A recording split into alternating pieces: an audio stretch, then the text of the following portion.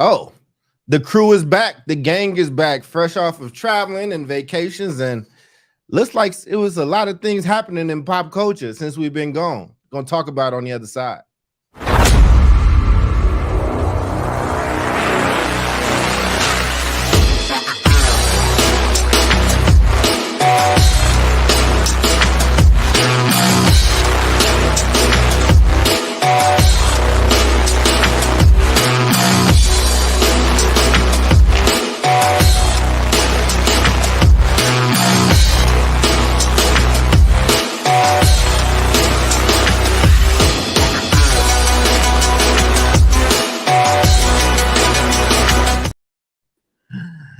What's up, everybody? Welcome back to another episode of South Star Classroom. I'm Charles. That's Omar. That's David. That's Jubilee. We missed you all last week, but the world has been whirling since we have been gone. But since we have not seen each other in about 2 weeks, we should have, let's do our whole our check-in. I'm not the check-in icebreaker guy, but I may have missed you. I may, just a tad. I might have missed you all a little bit. David, how are you doing, brother? You look like you just got off a beach, man. You look good, brother. You got the white linen on. Where you coming from? Yeah, not the beach today, but good to see you all. It's been a couple of weeks, and we are still on summer break. We go back to school next week, so we're still kind of in the dog days of summer mode. It's like the hottest time of the year, and so we actually have been spending quite a bit of time at the beach. It's like 20 minutes away. Got out the surfboards, got out the bodyboards, been body surfing. It's been good. So that's what's up, man. It's good to hear from you, man. Miss Jubilee, how about you? How have you been? What's new with you? All is well. I would like to show you one of my special pieces. It's a heart for all of you. And she's on the way back. It didn't break. So I made this in Boston with my son. We were in Boston week before last. All over Cambridge as Sydney was completing his business entrepreneurship program. So that was really dope. We did a lot of walking and a lot of sweating. And a lot of exploration. And so my younger son and I, while Sydney was in class, went to the pottery place and painted these lovely pieces, which is one of my favorite things to do. Is therapeutic. So we always do that together. So yeah, I'm good. School in Maryland starts in about 3 weeks. So August 28th, we're back in the saddle. And so it's all the back to school stuff, the shopping, the mommy, I want my ears pierced, the nose ring, this pair of sneakers or what have you. So that's been Jubilee's life. That's what's up, man. That's what's up. Omar, Yanar, the world traveler, the superhero, the secret agent. How are you been, brother? What's good with you? Man, I love that David and you. First off, I got to sing You Caribbean Queen because you were just up in Brazil, hanging out in the Caribbean. David is hanging out, body surfing. Y'all, it's 187 degrees in Texas. Like, dude, it's so damn hot. The transformer behind my mom's box or my mom's house exploded.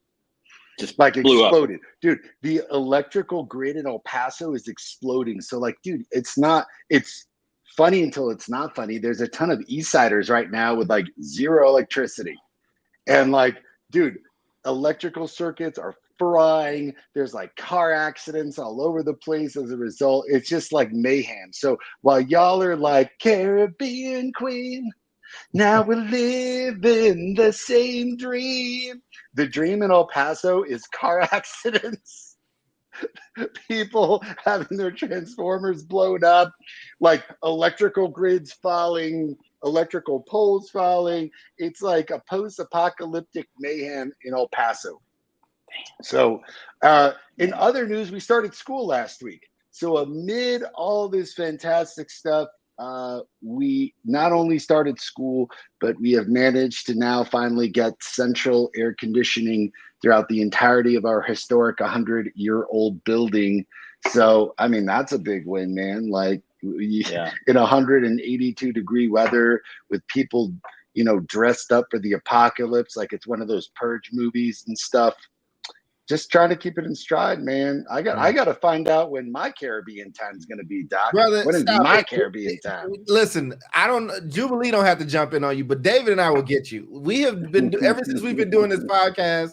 You have done more remote locations or had to go United States, outside United States. I don't know. You might have touched every continent since we've started this joint. I'm waiting for you to say you're going to Antarctica, man. But on my way, man. On my way. I got to get myself to Patagonia, baby. Man, well, I was traveling. It was a milestone birthday. I'm absolutely in the middle of an existential crisis. That is a whole different podcast. Maybe we could veer into that one day. But nah, man, just came back, just making a lot of different changes. Like I said, I've gotten rid of half of my social media. So I hope y'all are tuned in to this YouTube or whatnot. And but we'll make sure that y'all get everybody else's stuff. And I was saying to Jubilee and Omar before you got here, David, I was asking, you've heard the song "The Girl from Ipanema," right? Me, yeah. This is what I was telling Jubilee. So this is the thing. I've asked all my black friends, and it's 2 out of 11 have identified it by name. Okay. 7 out of 11 have identified it once I've played it for them. I'm like, it's one of the most popular songs. But anyway, I was in Brazil, and then the one that doesn't know, get rid of them. No, you knew it when you heard it, Jube. You knew it when you heard it. It was it's a super popular song. It's been redone. It's one of the most beautiful songs in my mind ever. But Ipanema is the next town over from Rio. It was a quick little ride. It actually could have walked. And there's a restaurant dedicated to the song. It's obviously translated into Portuguese, but I ate there, and it has the artist up on the wall, and it was just it was just a beautiful experience. So listening to The Girl from Ipanema while eating in the restaurant, The Girl from Ipanema, it was just a really cool kind of surreal joint. It was kind of up there with when I went to Paris and I sat in the little cheap coffee shop at the time where James Baldwin sat and wrote, which is now a major tourist destination and is very expensive. From this place where this little broke black dude used to smoke cigarettes all day and just write. But it was really cool, man. And I did not want to come back. It was a beautiful, beautiful place. I have to actually travel again next week on just my regular travel schedule. But yeah, man, that's what's been going on. But since we have been away, things have been happening. Things have been happening in the news. It seems that since, there's all this talk from Ron DeSantis around, black curriculum and things like that. And we've covered it here exhaustively. We've covered the curriculum stuff. We did these things. And now we're seeing cultural things happen. These things, I'm not saying these things are connected, but I think that there might be a spiritual connection. Now, has everybody here seen this video of this brawl that happened over the last week? I just saw it yesterday. I should have told you not to watch it, Omar. I should have told you not to watch it so we could watch it for the first time. But I think, team, this is what I think. I think we should watch it. I'm going to put YouTube. I'm putting up a big courtesy sign so we are not stealing Daily Mail's content. So don't flag my stuff. But I think we should watch it together. What do y'all think? It's I'm going to keep our mics on. Feel free to have whatever reaction in the moment that one needs. For you all out there that are watching and listening to us, there was something that happened over the week that turned into a brawl. There is a warning. There is acts of violence in this, even though that there might be somewhat of a comical nature coming from me and some of my compatriots. I do want to put that out there that we are about to show exactly what happened, because this is a historic moment. And I think it's very, very interesting. So with that being said, let me pull that up. But as I find this video and get that stuff going, did anybody have any comments on anybody's check-in or any of that stuff, man? I just wanted to, make sure folks we haven't had a chance to talk to each other right before we go into the topic. I wanted to make sure I gave people space. I mean, I'm all good, man. All right. I'm excited to get into this. Well, all for you, brother. Here you go. Enjoy.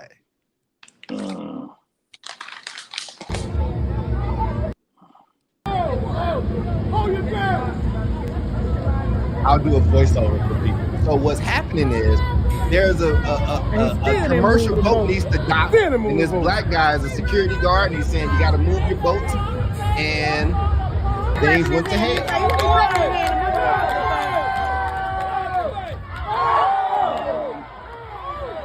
Here we go. Oh, there go the hat. Oh. The hat flips. Oh. It starts out as a one-on-one issue, and then, family's trying to break it up. Oh, then this whole family starts jumping. I see them try to move the little boy back. I didn't see that the first time. All right, here we go. Some solid narration here. Also, young blood is in the water. Call him for backup. Oh, on the way. They said black people don't swim. It's not true. Yeah. Here comes sea murder. Here we go. That young man hopped in the water, and he actually cleared that space kind of quickly too. Yeah, that's a good freestyle.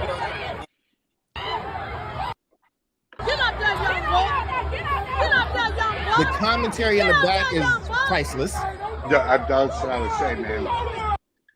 So now this man is not by himself, and now these people are trying to leave, and they're like, no, it's not gonna happen that way.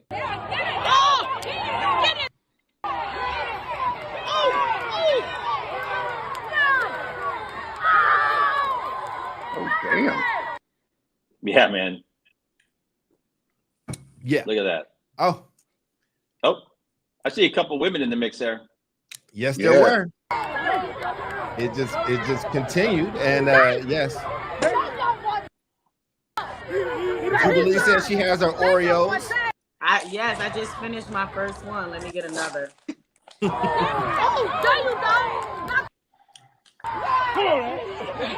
Oh no.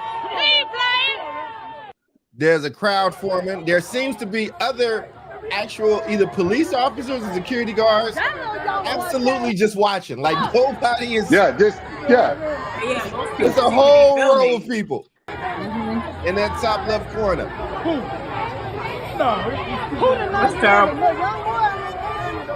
All right. I think that's pretty much it. Well, there's actually a lot more, but yeah. Right. There's a lot more, but now we were gone, and like I said, this happened while in a few days ago.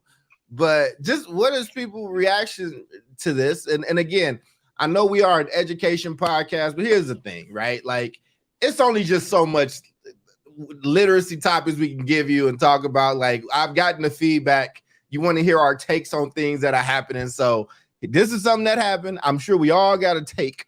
I am absolutely interested in you all's take around what you saw. David. Yeah. So, I think it's similar to the way that I see things, whether they're happening inside of a school or outside of the school. It's very clear that there's a physical altercation, there's a fight happening, right? Everyone can see that. But where my mind goes is like, what is the antecedent? Like what happened to cause what created the tension? Like I want to know exactly like what led up to this particular physical. And I know we've all seen it. There's more video, but that's kind of where my mind goes initially. I'm like, this wasn't just random. Something happened, somebody got triggered. And I think, there's a lot to break down there. So that's number one. That's kind of where my head goes. And number two, based on what we saw and based on the rest of the video, I think something that's different about this incident was that no guns were pulled. There were a couple of chairs at some point came out. It was just a good old ass whooping. Yeah.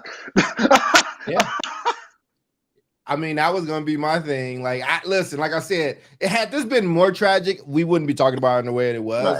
It was a scuffle. Yeah. It was a dust up. Some stuff happened. Some stuff went down. It looks like people from all sides of this, got whatever happened. But you had that was a lot of insight there for you, brother. Jubilee, what was your reaction when you saw it and everything that came out with it? Act up and get smacked up. It's very simple. Now, I tell not like I The put the cause and defend- effect, ladies and gentlemen, 7th grade. Listen, let me tell you something, because we always get the speeches, right? Like at on the children's side, like being raised, you get the speeches. Go home, go to school, be kind, don't hit nobody, and really within the past, I don't know, it might have changed in the past. I don't know what my computer is making me sound. It's annoying. Please stop. Shh. In the past, like maybe 5 to 7 years, I don't know if it's the same. But when I first started in the classroom, we were teaching students how to breathe through things and not be reactive. Are you being bullied? Wow. Think about what that bully might be experiencing. He probably just doesn't like himself. And that's why he keeps pummeling you every day in the schoolyard. Gotta be more empathetic, right? And it's just like, that's interesting. So I should put myself in perpetual harm's way at the expense of someone else who cannot control their emotions, who just can't take no for an answer, who doesn't respect boundaries. No, act up and you get smacked up. If you don't respect my boundaries, then you will get whatever comes with you disrespecting my boundaries. And honestly, now that I'm a mom, right, educator and mom, like within the past few years, I've been teaching my kids that, because there's been times where they've come home, oh, so-and-so hit me. I'm like, did you hit him back?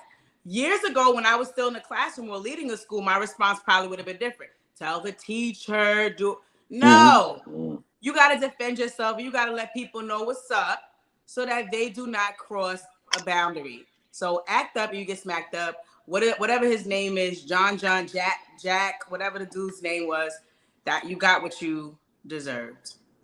Yeah. This message from Jubilee brought to you by Tupac and the song "Hit 'Em Up." you act the F up, you're gonna get smacked the F up. That's how we do it on our side. Hit 'em up, the Jubilee Anyone remix. from New York that want to bring it. But we ain't singing, we're bringing drama. And then I think he said disparaging comments about someone's mama. Yes, he did.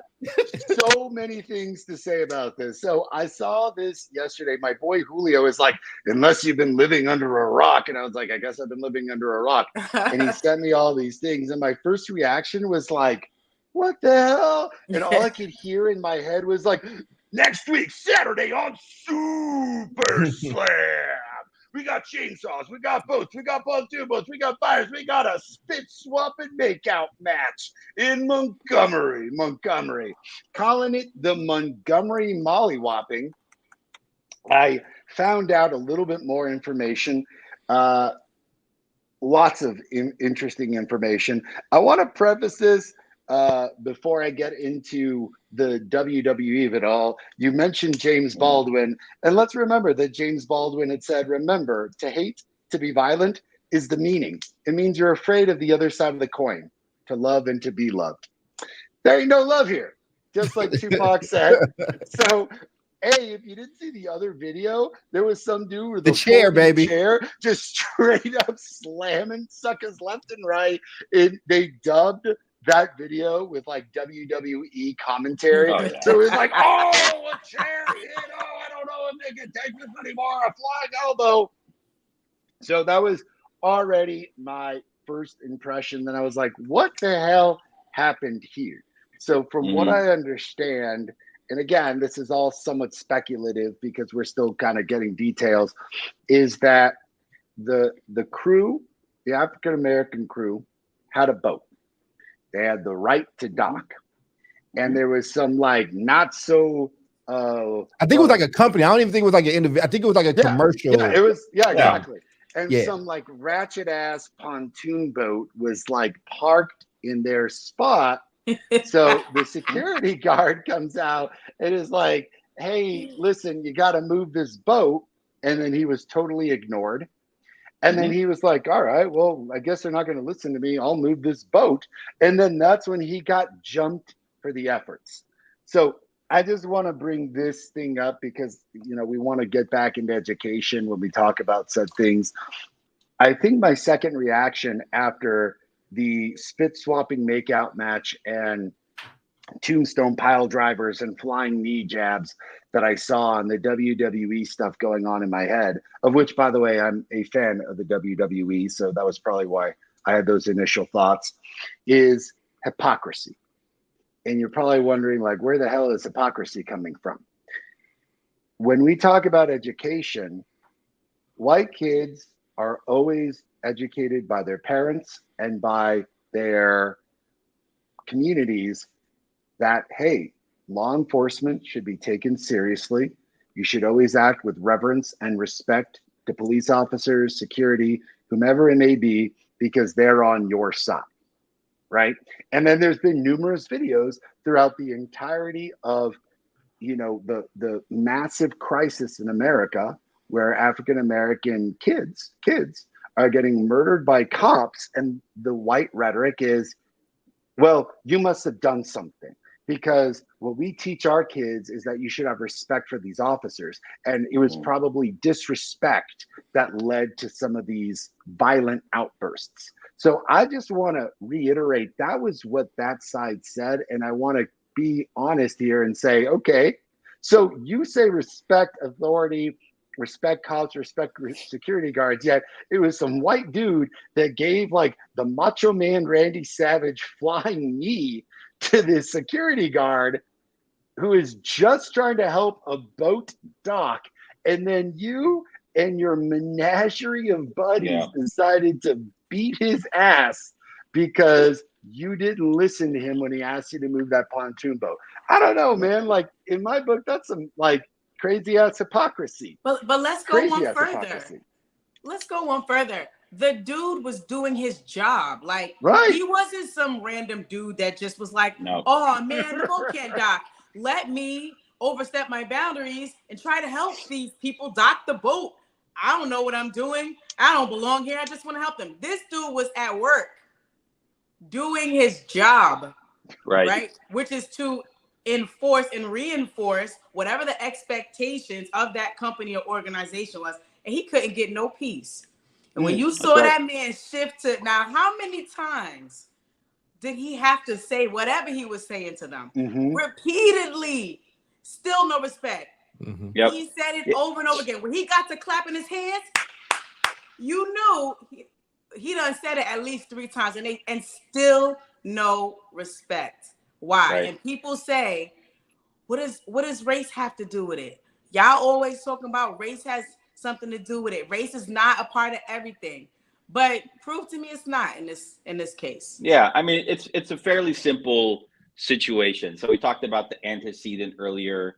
Omar talked about it. If you've spent any time on boats, you understand, like, docking in different places, there's signage, especially if it's like in a kind of, if there's any kind of like public dock like that was, there's generally going to be an area where you can't dock because they have these large river boats or whatever they are, right? It's like parking in a, parking and blocking a bus stop. Yeah, you just don't like do it, right? Or something, right? Yeah. And okay, hey, you park here. Can you please move your car because the bus is coming in? That's essentially what happened here. And these guys just couldn't stomach it, right? And so and they were triggered.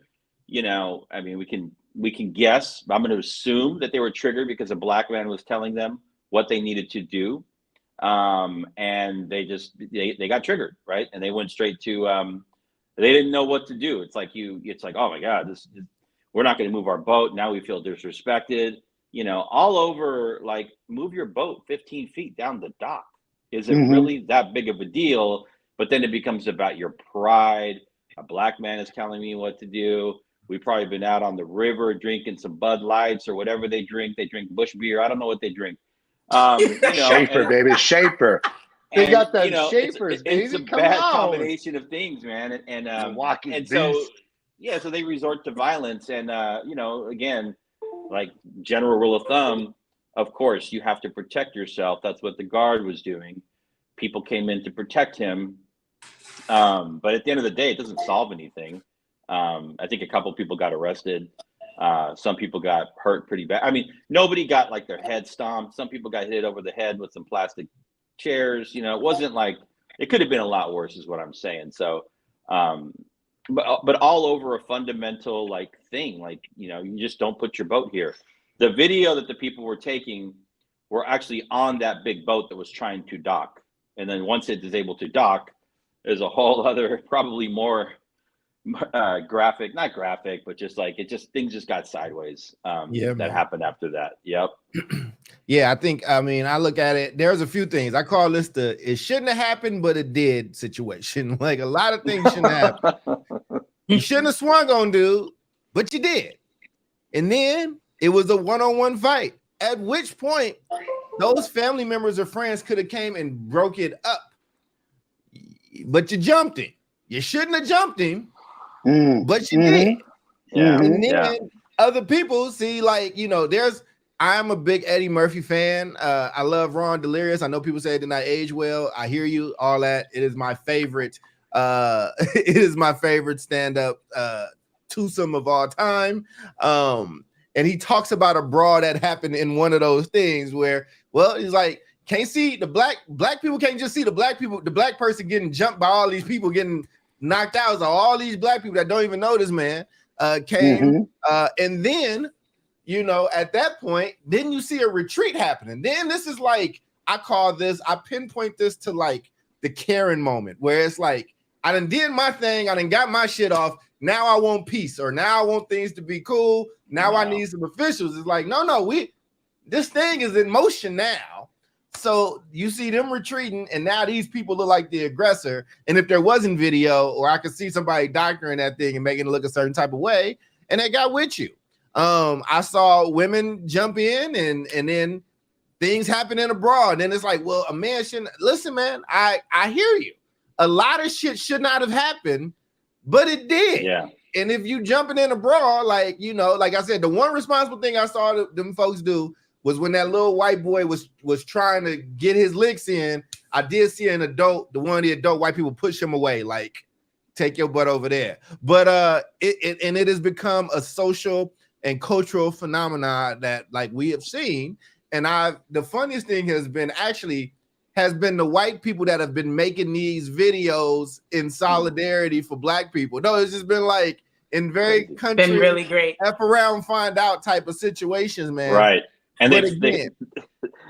They flipped that Small Town song, right?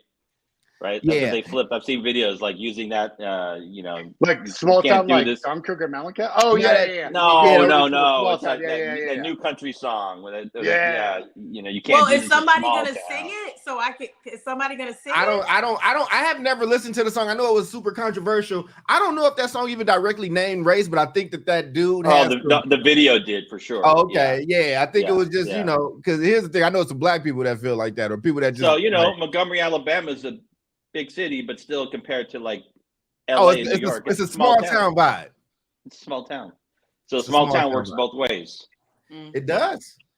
I mean, listen, human beings work in certain ways, man. Look, I'm in Chicago. I'm in like one of the most segregated places. And I don't even mean that in like a negative way. Like, you can go, there are like authentic Irish pubs here. And you can go and you can have a good time.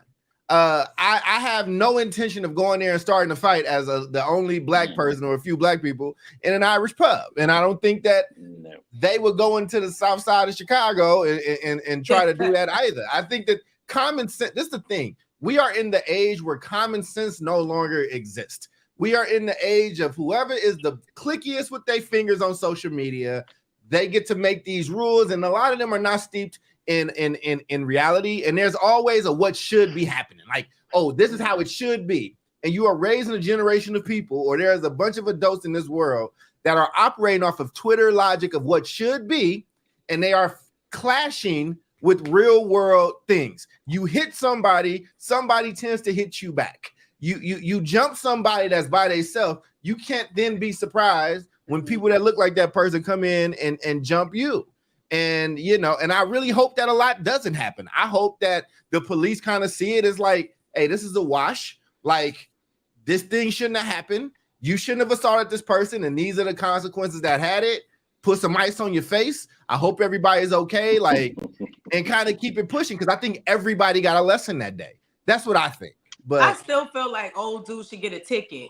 Do like what you do to us when you want to bother us. No. Give that dude a ticket and Give him a citation. Yeah, I got you. Yeah, Right. get some ice for your face and all of that. Don't do that no more. Don't hit people, because I have to commend the officer or the security guard, whatever the name of his role is, on his constraint or his restraint, because he never like struck the dude, and that's like really frustrating to talk to somebody about the same thing over and over again. And he never shifted to physical aggression, you know? Yeah. But like, because your non-respectful self caused this to be a dragged out situation, this is a business and operation. How many people you think were on that boat? I'm sure they paid to be on that boat. And they were all black too. Exactly, right? So this is somebody's business, and Messed you're with the wrong boat. obstructing the operation of this business because you got your podunk boat over here. So after you get the ice for your face, pay this fine too, and get up out of here. I think, so in I don't want to go too far out on a tangent. However, looking at this situation, and then some experiences that I've had, I'm sure you've all had, we've seen it on social media, coming out of the stress of the pandemic, which we've all experienced in different ways.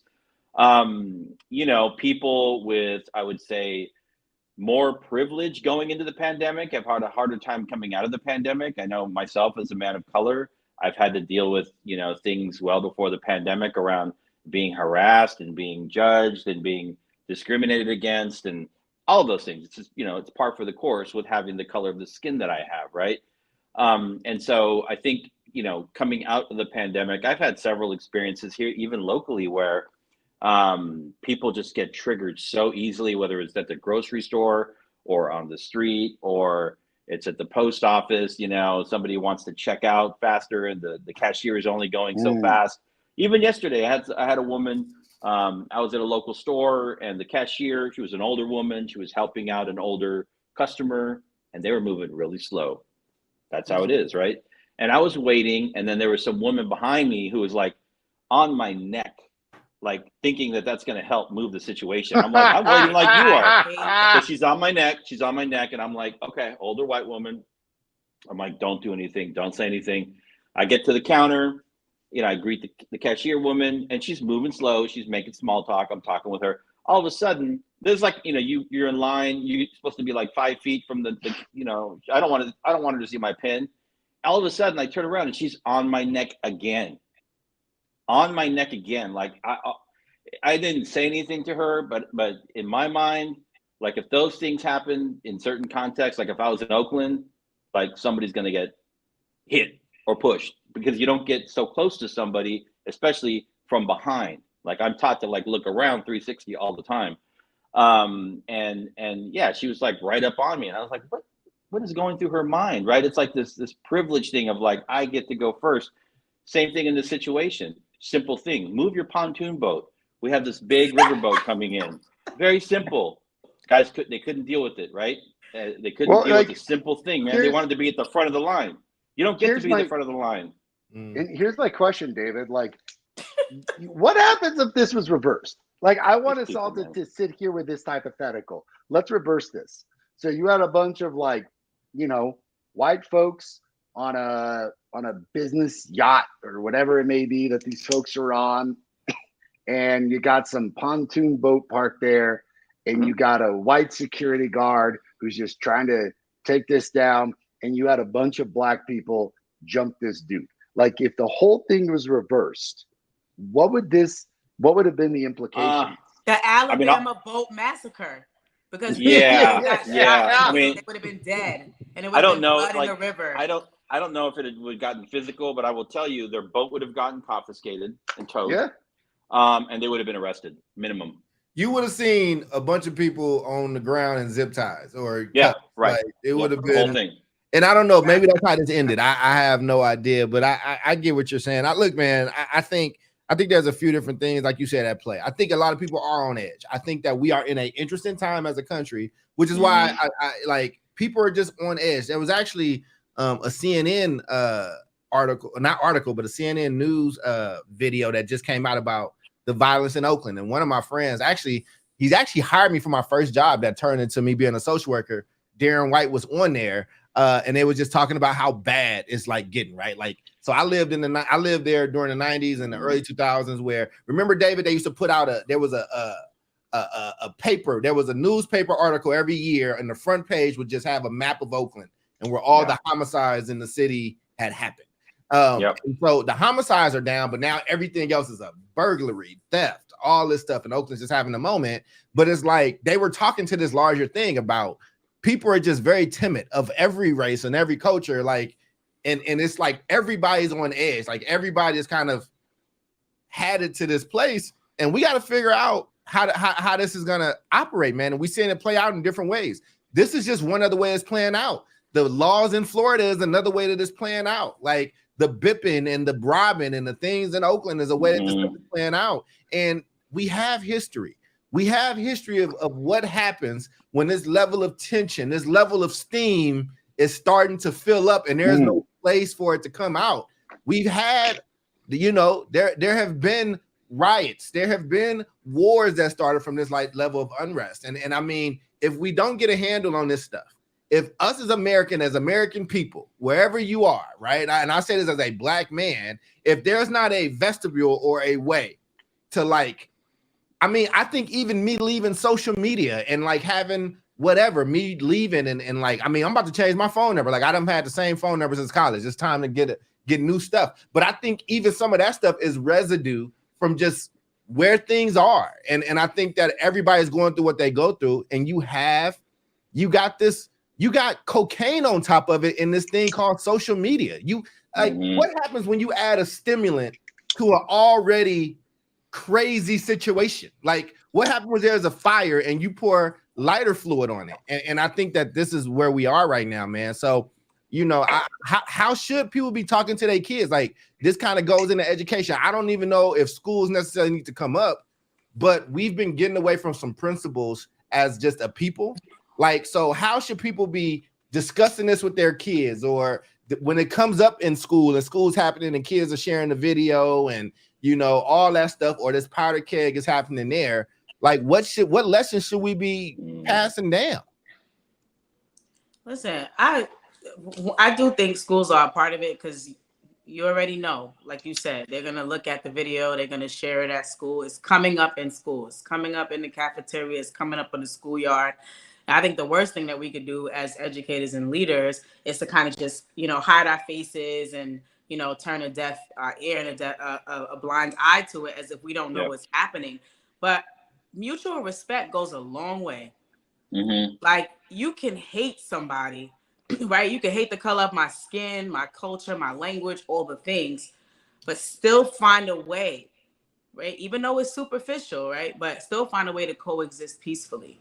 Like, if you don't want to do the work, if you want to let all of your implicit biases, if you want to be a bigot, if you want to be a racist, right?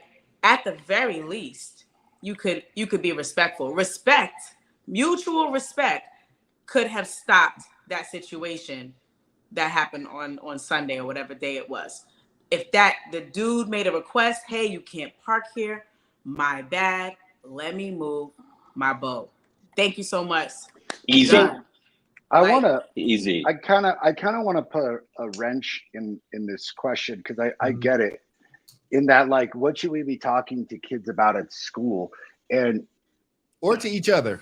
And I get it. Look, I want to address this head on, but like, me, I get a little conspiratorial and kind of ingrained in like the weeds of what is going on in our schools. So we're not allowed to talk about race in schools. We're not allowed to talk about books in schools. There's books bannings and all this stuff. I'm wondering, like, are governors of specific states, namely like Texas and Florida, to be perfectly honest, as an example, like, do you think that they're pushing this hatred forward? Because as you ask, what should we be discussing in schools? You have contradictory, almost executive actions from these governors, basically saying, "Oh, you're not allowed to talk about that. In fact, what you need to talk about is this whole thing that slavery was like, a good thing because it taught essential skills. And if you're not talking about that curriculum, you're out of curriculum, and we're going to fire a teacher because teachers have been fired for engaging in solid, critical conversations with their students about race relations, and they're getting fired left and right. So I'm all for having these conversations in schools and letting the students try to sort it all out and giving them space to sort it out while trying to mediate it without interjecting opinion. But I kind of want to throw a wrench and ask you all, is that even possible with a current political state that we see from some of these governors? I mean, I think it's definitely adding fuel to the fire. I think where you have ignorance, it is easier to, plant and sow the seeds of hatred, right, and racism, for sure. I think where you have places and spaces where you can like have an open dialogue about difficult topics, right, like the history of the United States of America. And you can work through a common understanding. We can start to see one another as like, we see the humility in one another, right? So we're less likely to take off on somebody because he asked us to move our pontoon boat, right? The guy was just trying to do his job, right? It's a weekend. I don't know what he gets paid per hour. Not enough. Hopefully he gets a GoFundMe. But I do think, connected to your question, Omar, is like, where did this happen? Yeah. This happened in Montgomery, Alabama, right? A very incredible, like historical area, city, that obviously goes back to, pre-colonial, pre-slavery days. But if you look at, this is where the first Confederate White House was. It was in Montgomery, Alabama, right? So I'm putting my history teacher hat on. Hell yeah, I'm teaching about this on the first day. Jefferson Davis was hanging out. Right, I'm teaching about this on the first day of school, right? And we're going to talk about the area where this happened, and we're going to talk about, the legacy of slavery. It was a major like slave port there in that same area, leading up to the civil rights movement and MLK, and I mean letters from at Birmingham jail, but you get where I'm going. Like this area, this region is so rich in the history of our country. So fast forwarding, I think there's a tremendous opportunity to teach this moment. This is what we call, it's an event. Now it is now part of our history. It's a historical artifact, right? And we should absolutely be showing it to kids and just talking about all of the issues that stem from it, right? For sure. So. Yeah, man. I actually like the question the way you refocused it, man. I just started making a list of just like I think everybody's feeling it. I think a lot of people are feeling it, right? And I wrote down there's a bunch of racial anxieties, right? There's a bunch of like, if you Black, you feel like a lot of your stuff is like, whoa, are they trying to roll this back or what's kind of happening? What's going on? If you're a brown person, you like, yo, like there's a lot of big decisions coming up, like the population is about to shift, and there's issues within the Black community, there's issues within the brown community. There's the issue that we just saw with the Supreme Court about, affirmative action and what meta message that's saying. And I think there's a lot of white people, especially those that are poor, that are sick of hearing about certain privileges, right? Like, stop telling me I'm privileged if I live in a trailer. Like, stop telling me that and I'm going through this stuff, right? And a lot of this, I'm not going to take it no more. Bud Light, like we made a joke about Bud Light. Bud Light is about to now sell off. Like they have to sell off 8 of their companies. Like they're selling off 8 of their companies. And like the CEO came down and said, we lost billions of dollars when we tried to do the flag thing and all that stuff. That person I think was fired. Wow. There's a new person that's trying to right that ship, right? Like, it just came out today. There's that. The price of food is up. The price of gas is up. We're not sure what's necessarily happening with the economy. And also on top of this, social media proliferation, meaning social media is making people stars every single day. So people are looking for viral moments of virality and are pontificating and performing in this space.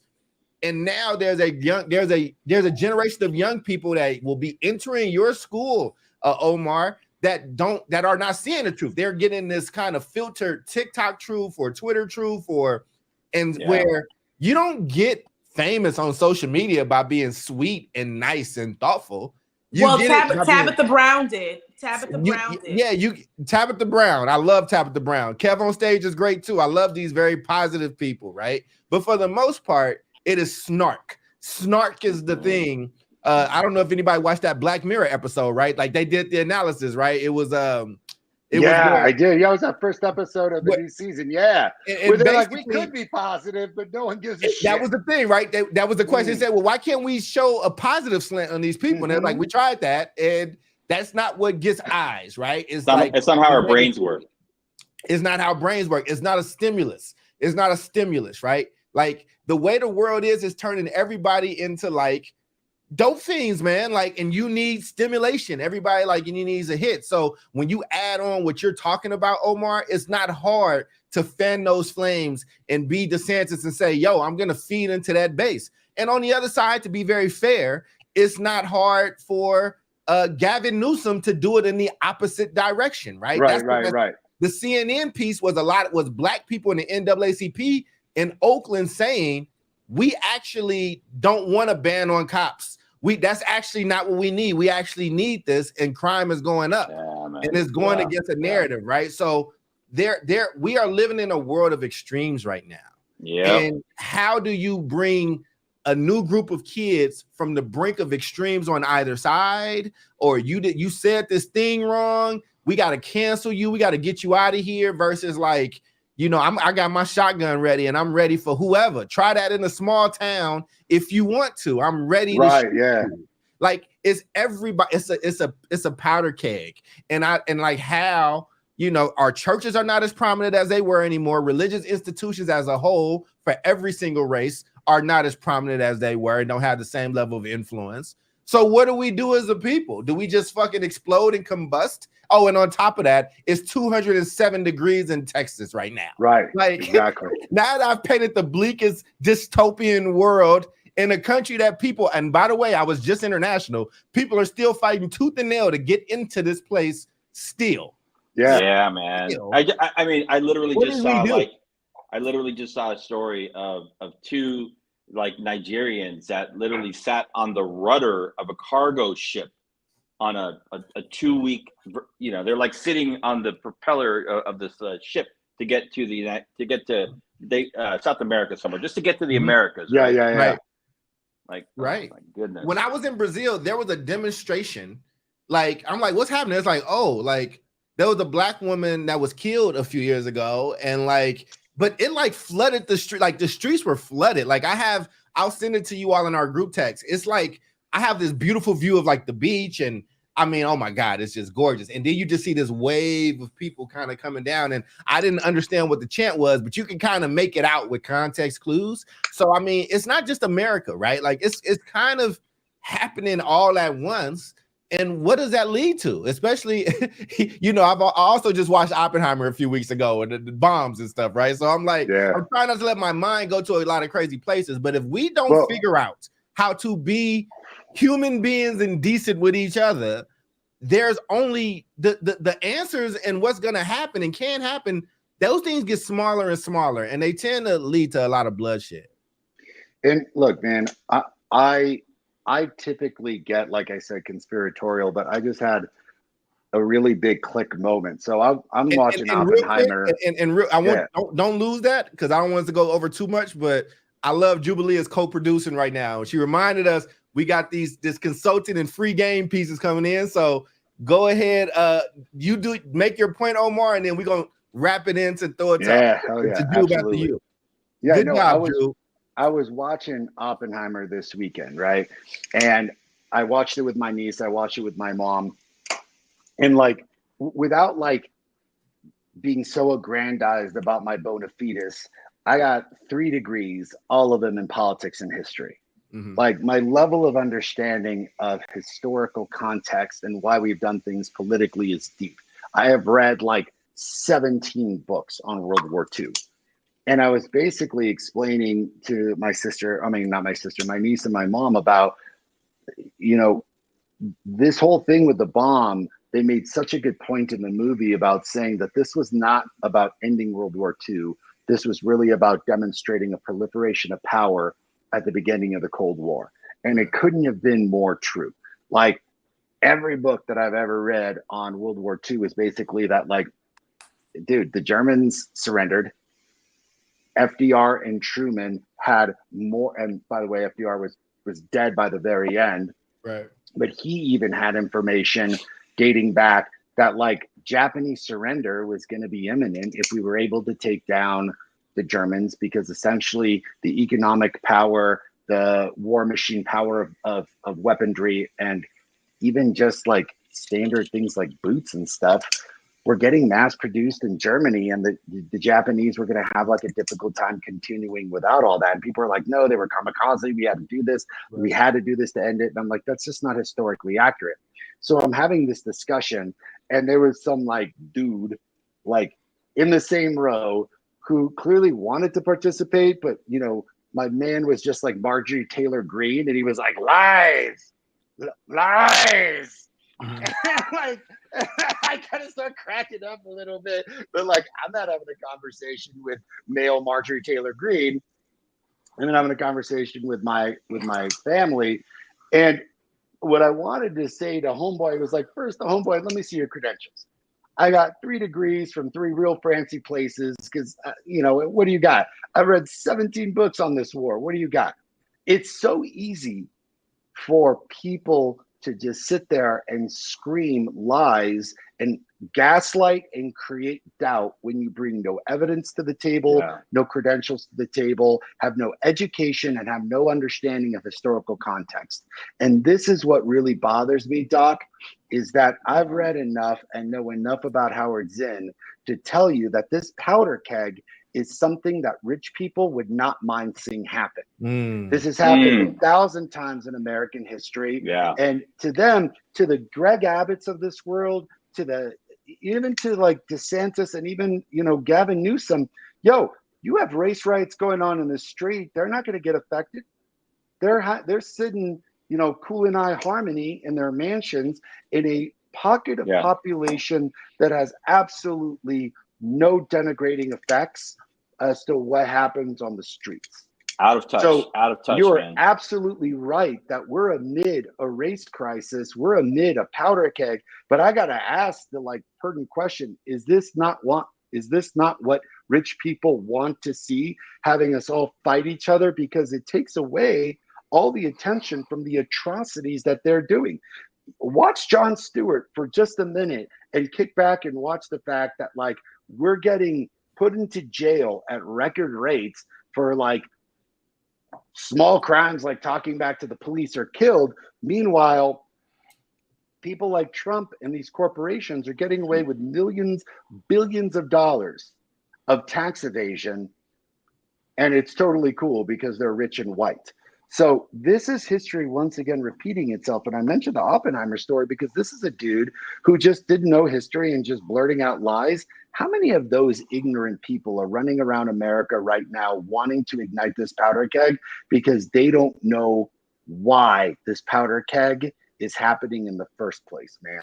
That shit worries me. It worries me. Man, look, we always do this. We get I mean, this conversation this is a really good conversation. I could do a whole nother hour on this, but and Jubilee, I appreciate you keeping us on track.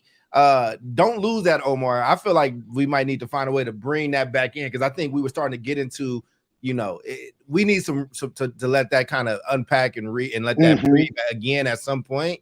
I think doing the way that we did was a good thing. Jubilee, you can take us over. But I want to introduce this new segment that you're talking about. So let me do this the right way. So Jubilee, the floor is yours, and lead us, Lita. Go ahead, lady. Absolutely. So we are the South Star Classroom, and we are a podcast. We're also a consultancy group, and we all have our niches. So in this segment, we're going to give you what I'll call free game. I think I'm going to come up with some kind of alliteration, because, you know, we need like a fancy little name.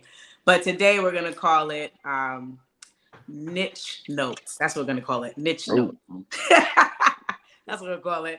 Where we're just going to share for 30 to 60 seconds something that we feel could be a tool or a takeaway for you, for our viewers, in your current work, connected to this issue or connected to this time of year, whatever you're seeing for those that you are working with, for those that if it's also happening in your schools, wherever you are, just as long as it is relevant. So I'm going to start with pouring into children and not getting distracted. So keeping the main thing the main thing. So listening to the whole, like the powder keg theory, which I agree with 1,000%. Listening to what Charles said around social media proliferation and all these things. At the end of the day, even though they are all true and all taking up space, like in reality, they also can serve as distractions. And so for me, as an educator, as a leader, as a mom, I think it's important for us to keep the main thing, which is really our country's future, which really are our children. And it's like, how can we continue to pour into them? How can we ensure that we're teaching them how to be conscious, critical thinkers? How do we engage in conversation with them that help them to look at, a story or something that's being reported or shared from multiple perspectives so that they can draw their own conclusions? Because these politicians that we're talking about, the ones that we feel like have so much power, were once children. They once were sitting at a breakfast table, a dinner table. They once were, on a soccer field or in the back of their parents' car, whoever was raising them, and someone was indoctrinating them. Someone was passing on some sort of belief system that, if not fully, at least in part, is influencing how they are running the country, the information that they're passing down. And so I think if we continue to just look at those that are in power now, and just kind of get upset with them and do all the things that we can to get them out of office and all of that, we've only done part of the work. I think the bulk of our work should be with how we are engaging with our children, because they are the future and they will be in these seats. That's my niche note for today. Who's and next, I'm passing the ball. You said something, Charles? I said, who's next? Charles. Oh, okay. Got you. I think my niche note is as we have this conversation and just in general, I think similar to David and Omar, I too, we're just political like theory nerds. Like I think we're all poli-sci undergrad majors. Like I think I do love history. I love reading history, and not that I love the things that happen in history, but I like I think wisdom tends to be cyclical. That's I don't love I didn't enjoy the Oppenheimer movie because of what happened in it, but it was just, there were just things that I didn't know that put in context about things that I had read. But I think there's a lot of lessons there to be had. And so the one good thing about history and unfettered history, like not putting your lens on it, like just give me the facts of exactly what happened with no emotion. And I think there's just a lot of two things that come out of it. There's a lot of wisdom there. And then you just also these things have happened before. This is not the first time that this has happened. This country has been in this type of social unrest before. There have been let's not even look at this country. I remember reading about Rome as an empire. And I remember when they started talking about the fall of Rome and the things that were happening in the fall of Rome. And if you put those things right next to the things that we are seeing, like empires fall. No empire lasts forever. And I think that you have to know and understand that in order to be able to confront it and to be able to confront it in an honest way. So I guess my niche note is that continue to just educate yourself and where has this kind of happened before and what can I learn from it, and have critical conversations, not just with your children, but with your community. Like not just like there's a space to talk about what you feel, but there also needs to be a space where you are processing what has actually happened from a factual standpoint. And if you mix human decency in there, I really think that it could exponentially be helpful. And learn to protect yourself. I think that is just a key of life. I think it is a key of survival. I think regardless if you are religious or a Darwinist, you will learn in both of those places that protecting yourself is a fundamental humanistic right. And I think that this video that we started off with was a small example of that. And I hope it doesn't have to be a larger one that comes after. David, I will go to you next. All right, cool. Yeah, I love this segment. So quickly, I would say, especially given the time of year and what we talked about today, for parents and for especially for, depending on the grade levels that you're at in school, don't be afraid to have these conversations around the things that your children are seeing. So what, regardless of, how, a lot of parents probably assume that their kids aren't seeing these things, and I can guarantee you your kids are seeing these things, right? So whether you're a parent or whether you are working in a school and a teacher, we should be setting up spaces to have dialogue around what children are seeing in the world.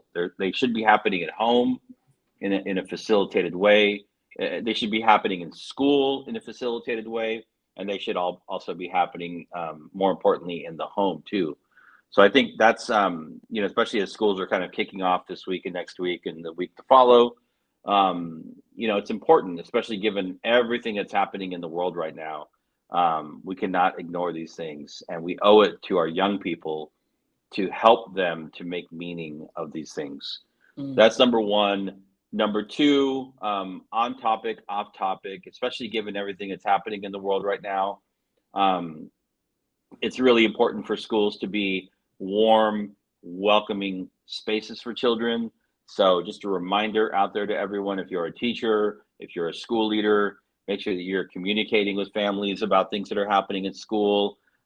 If you are a principal, make sure that you are supporting your teachers so that they can be prepared to really send out those like early first couple of weeks of school, positive communication home, to establish a positive connection between the school, classroom teachers, specialists, and the family. That from the perspective of being a parent, that goes a long way to say, like, my kid's school, my kid's teachers, they authentically care. And I think especially given everything that's happening right now, it's really important that schools are places that are not just showing it, not just saying it, but they're also like demonstrating that they are places of authentic care for children.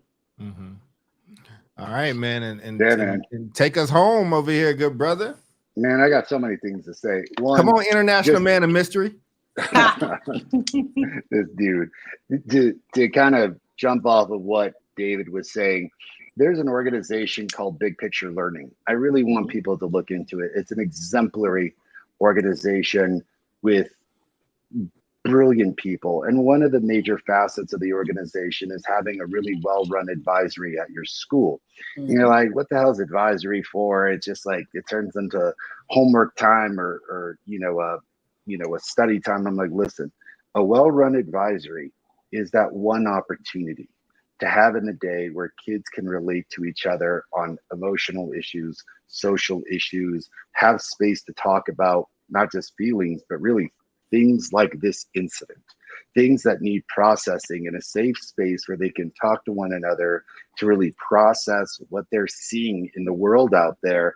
Because where are we creating space in school between math class and biology and even social studies where you're like, look, I want to talk about this, but this is world history and we got to talk about like Achilles right now. Sorry. Like the Trojan War takes precedence over, the what was it? The Montgomery. Oh, see, look, COINTELPRO Man, got him. They keep getting him. COINTELPRO got him. Hey, that's what was the code? He said a code word. I don't know what the code word was, but they got him. I think he said Alabama, and they was like, nah, This cutting is you off, ridiculous. please. Cutting you off, man. But I mean, I will say, I've definitely enjoyed. Today was fun. It was fun to be back. And you all keep sending us messages about the type of topics you want to see us cover. I think, I really think we were able to get in there, and we still learning and stuff like that. I thought that was really, really cool. So I'm gonna close this out unless anybody has anything else to say. Is there anything else that you need to say, Jube? Or yes, follow us on Instagram, the South Star Classroom. We have 96 followers, and we need to get to 100. Okay, by the end of the week. Matter of fact, by tomorrow, y'all can do that. Yeah. So, why is a man always trying to kick me out? We'll come back to you. Jube is doing our go ahead, Jube. Perfect. Yeah, so follow us on Instagram, the South Star Classroom, and also you can follow Dr. Charles Coles III. His YouTube page. Our episodes are all on there. Leave us some comments, and we will definitely write back to you. Absolutely. And did you want to? I know we were closing out, but I want you to be able to finish it up. Yeah, I mean, thank you. I think I covered the advisory thing. Make your history class a critical thinking class. Get books like Lies I Learned in History. Get books by Howard Zinn. Get a book called The United States of Distraction about how media ultimately is just distracting you from what's really going on.